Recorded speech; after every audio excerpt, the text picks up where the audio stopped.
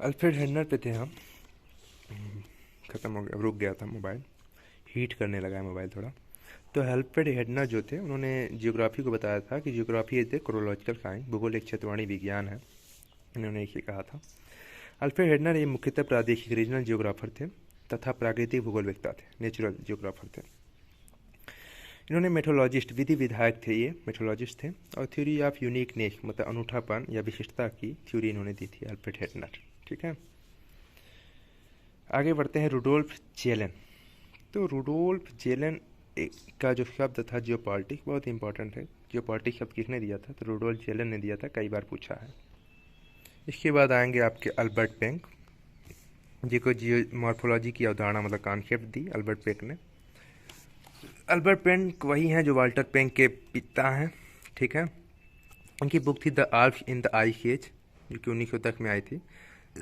इसी बुक में इन्होंने इन यूरोप में लिखा था, गुंज मीडियल रिच उर्म दिया था, प्लिस्टोसिन काल में जो हिमनद आए थे, हिमयुग था, उसके बारे में इन्होंने बताया था। और दूसरी नॉर्थ अमेरिका में जो विस्कॉन्सिन, इलिनॉइस और कॉन्सास नेब्रास्कन जो था, इनकी बुक मतलब इसके बारे में बताया था। तो इन्होंने गुंज मीडियल रिच उर्म जो था अल्बर्ट पेंक ने बताया था the Alps in the ice age में। दूसरी जो पुस्तक थी morphology of the earth surface, और तीसरी जो थी फिजियोग्राफी थी इनकी बुक। ठीक है, आगे बढ़ते हैं। अल्बर्ट पेंक के बेटे थे वाल्टर पेंक, जो कि मॉर्फोलॉजिकल सिस्टम मतलब क्या कहते हैं इंडिपेंडेंट मतलब समय रहित जो कि था, और मॉर्फोलॉजिकल सिस्टम एनालिसिस जो डेविस का नहीं था, उसके विरोध में इन्होंने दिया था। हाइकला विरोजन जो नहीं था डेविस का, उसी के विरोध में मॉर्फोलॉजिकल सिस्टम एनालिसिस दिया था अगेंस्ट डेविस के। और इनका मेन वर्क जो था वो जियोमॉर्फोलॉजी बहुआकृति विज्ञान में था। अदर जियोग्राफर हैं जर्मन के, वानथ्यूनियन है, वेबर हैं, क्रिस्टालर हैं, कोपेन है, हॉकऑफर है। ये अलग अलग चीज़ों में पढ़े जाएंगे, इसलिए उतने अच्छे से नहीं बताया जा रहा है। मेन है फ्रेंच जियोग्राफर पे आ जाते हैं। फ्रेंच जियोग्राफर, क्योंकि पहले फ्रेंच जियोग्राफर जो थे वो फिलिप बॉच थे, तो उसके बाद एलिक रेकलस आते हैं। एक क्रम है, इसलिए मैंने पहले लिख दिया है। तो एलिक रेकलस की बात करें तो इनकी बुक थी ला टेरे, बहुत ही इंपॉर्टेंट है, जो कि फिजिकल जियोग्राफी के रिलेटेड थी। दूसरा थी नावल जियोग्राफी यूनिवर्सल। ठीक है, एलिक रेकलस जो थे वो रिटर ऑफ फ्रांस कहे जाते हैं, और ये रिटर के स्टूडेंट थे, कार्ल रिटर के स्टूडेंट थे। और फ्रेडरिक ली प्ले आते हैं एलिक रेकलस के बाद। ये मुख्यतः समाजवादी सोशियोलॉजिस्ट थे, और इन्होंने प्लेस वर्क फैमिली का कॉन्सेप्ट दिया था। बहुत बार पूछा है कि ली प्ले ने प्लेस वर्क फैमिली का कॉन्सेप्ट दिया था। आगे बढ़ते हैं विडाल डी लावा ब्लास, बहुत ही इंपॉर्टेंट, जो कि संभववाद के जनक हैं। जब भी आए तो इस बात को याद रखिएगा। इन्हें फादर ऑफ ह्यूमन जियोग्राफी भी माना जाता है, और इसलिए इन्हें father of geography in France कहा जाता है। ठीक है, इनकी बहुत प्रसिद्ध पुस्तक थी प्रिंसिपल ऑफ ह्यूमन जियोग्राफी, जो कि 1921 में आई थी, उनकी डेथ के बाद पब्लिश हुई थी। दूसरी है जियोग्राफिया यूनिवर्सल, पर कई बार पूछा जियोग्राफिया यूनिवर्सल किसकी बुक थी, तो विडाल डी ला ब्लास की थी। और तीसरी बुक थी टेबल डी ला जियोग्राफी की, डी ला फ्रांस। ठीक है, 1930 में।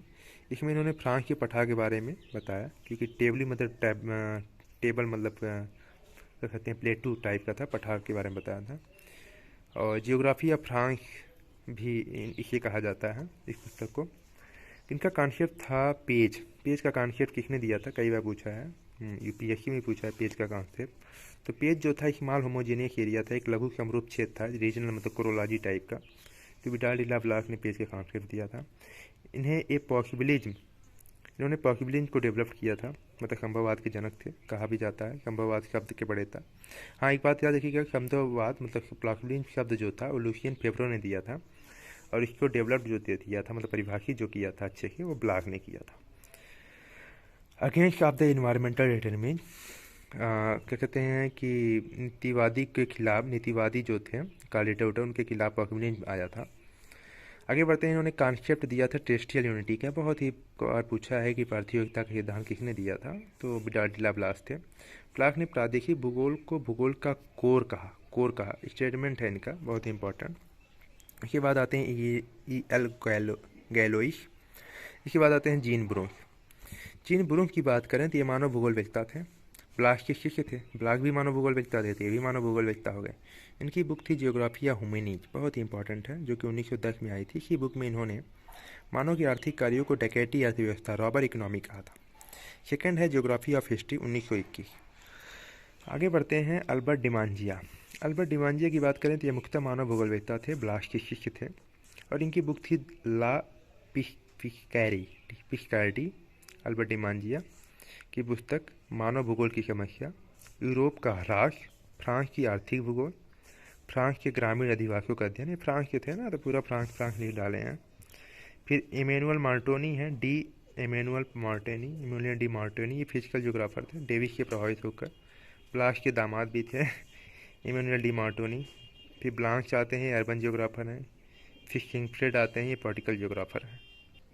फ्रांस के बाद ब्रिटिश जियोग्राफर के बारे में पढ़ते हैं। ब्रिटिश जियोग्राफर को अगर हम देखें तो सबसे पहले चार्ल्स डार्विन आते हैं, बहुत ही इंपॉर्टेंट है भाई चार्ल्स डार्विन जी। इनकी बुक थी ऑरिजिन ऑफ स्पीशीज, जो 1959 में आई थी, बाई मिक्स नेचुरल सिलेक्शन जिसे कहा जाता है। 24 नवंबर 1959 में आई थी।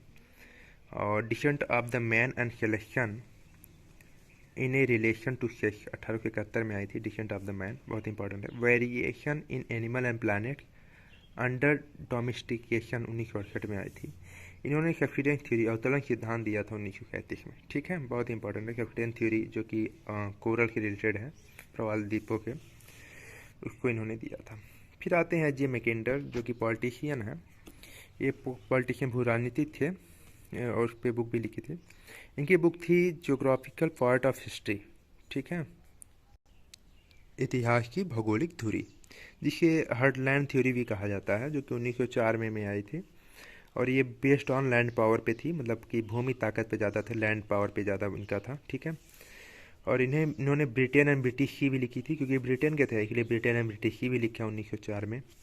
फिर तीसरी बुक थी डेमोक्रेटिक आइडियाज एंड रियलिटी 1919। इसी पुस्तक में इन्होंने जो हर्डलैंड थ्योरी थी, जियोग्राफिकल पार्ट ऑफ हिस्ट्री, इतिहास की भौगोलिक दूरी, इसी को इन्होंने क्या कहते हैं कि संशोधित किया था और अफ्रीका महाद्वीप को इसमें मिलाया था। तो डेमोक्रेटिक आइडियाज एंड रियलिटी पुस्तक में ही हर्डलैंड थ्योरी को संशोधित किया गया था, ये भी पूछा गया है, और अफ्रीका महाद्वीप को मिलाया था। इन्होंने नेशन एंड मॉडर्न वर्ल्ड 1924 दिया था। और पांचवा इनका जो था तो round world and winning of peace 1943 में, गोल विश्व एवं शांति का विजय। 5 पुस्तक है इनकी भैया। इनका स्टेटमेंट है, बहुत ही इंपॉर्टेंट स्टेटमेंट है। कहते हैं who rule east Europe command the heartland, जो ईस्ट यूरोप पे शासन करेगा वह हर्टलैंड पे कमांड कर लेगा। Who ruled heartland command the world island, जो हर्टलैंड को कमांड कर ले रूल करने लगेगा वह वर्ल्ड आइसलैंड पूरे विश्व के द्वीपों पे कमांड कर लेगा। Who rule the world island, जो पूरे विश्व द्वीपों पे कमांड कर मतलब रूल करने लगा, तो कमांड द वर्ल्ड, वो पूरे विश्व पे कमांड कर लिया। यही कारण है कि युद्ध भी करवा दिए थे। ठीक है, आगे बढ़ते हैं। दूसरे हैं ह्यूज रॉबर्ट मिल। इनकी बुक है रिलीम्स ऑफ नेचर, मतलब मानवीय प्रजातियों का वर्णन। तीसरे हैं ए.जे. हर्बर्टसन। इनकी बुक है मैन एंड हिज वर्क 1911, जो कि बहुत इंपॉर्टेंट है। मैन एंड हिज वर्क किसने लिखा था, तो हर्बर्टसन ने लिखा था। इंपॉर्टेंट वर्क इनका जो था रीजनल जियोग्राफी में था, ह्यूमन जियोग्राफी एंड क्लाइमेटोलॉजी में था। ठीक है, इन्होंने विश्व को 15 प्राकृतिक प्रदेशों में बांटा, क्योंकि क्लाइमेटोलॉजी वर्क भी किया था। तो मेजर नेचुरल रीजन में इन्होंने बांटा। एटलस ऑफ मेट्रोलॉजी, क्लाइमेटोलॉजी में ही एटलस ऑफ मेट्रोलॉजी बताया था। ये पॉसिबिलिटी में के समर्थक थे ब्रिटेन में। आगे बढ़ते हैं शिशोल्म क्या हैं। इनकी बुक थी handbook of commercial geography, Chisholm की। मेजर वर्क इन्होंने वाणिज्यिक और आर्थिक भूगोल पर किया था। आते हैं आगे बढ़ते हैं पैट्रिक केडिश, जो कि आप जानते हैं पैट्रिक केडिश का नाम। इन्होंने अर्बन जियोग्राफर में थी। ये बुक इनकी थी सिटीज इन इवोल्यूशन, बहुत इंपॉर्टेंट है। कॉन्यूबरेशन शब्द, पैट्रिक केडिश ने कॉन्यूबरेशन शब्द दिया था, कई बार पूछा भी है। इन्होंने फ्रेडरिक लीप्ले की प्लेस वर्क फैमिली कॉन्सेप्ट को प्लेस वर्क फोल्क में कॉन्सेप्ट मतलब कन्वर्ट किया था। अभी लीप्ले के बारे में नहीं बता रहे थे, तो उन्होंने प्लेस वर्क फैमिली दिया था और ही कॉन्सेप्ट को इन्होंने प्लेस वर्क फोल्क में कन्वर्ट किया पैट्रिक केडिश ने। इन्हें लीप्ले सोसाइटी का जन्मदाता, फाउंडर भी कहा जाता है। इसके बाद आते हैं एच.जे. फ्लेयोर। ठीक है, इनकी बुक थी human geography in West Europe 1918, the people of Europe 1922, concept of human region, rich of England and Wales 1923 में। फिर आगे आती है इनकी book French life and its problem 1942, a natural history of man in Britain 1951। Herbert John Fleure इनका नाम है और एक ह्यूमन जियोग्राफर थे।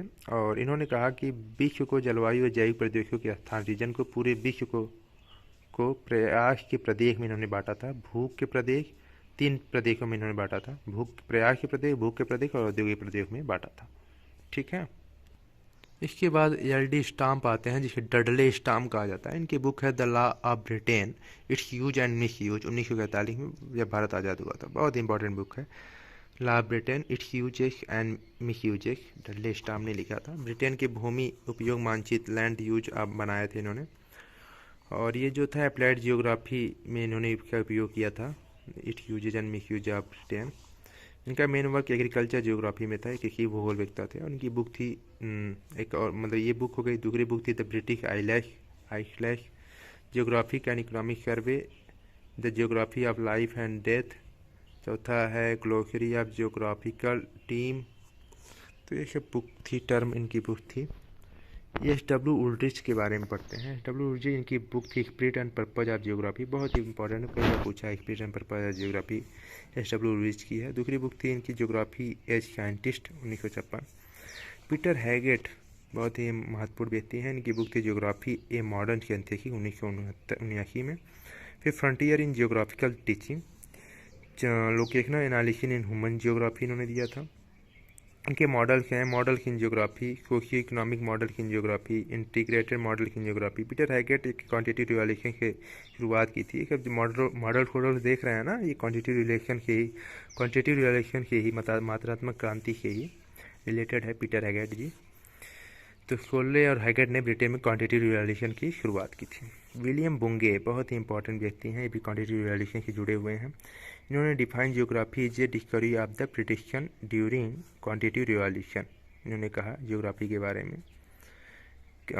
सोले के साथ इन्होंने मतलब ब्रिटेन में क्वांटिटेटिव रिवॉल्यूशन की शुरुआत की और स्टैटिक्स मैथमेटिक्स की शुरू किया और explicative model of urban structure दिया, जैसे city of date, city of need, city of super fluidity. इन सब चीज़ों को इन्होंने दिया। आगे बढ़ते हैं। डेविड हार्वे हैं, इनकी बुक है एक्सप्लेनेशन इन जियोग्राफी, 1969 में, और एक इकोनॉमिक जियोग्राफर थे।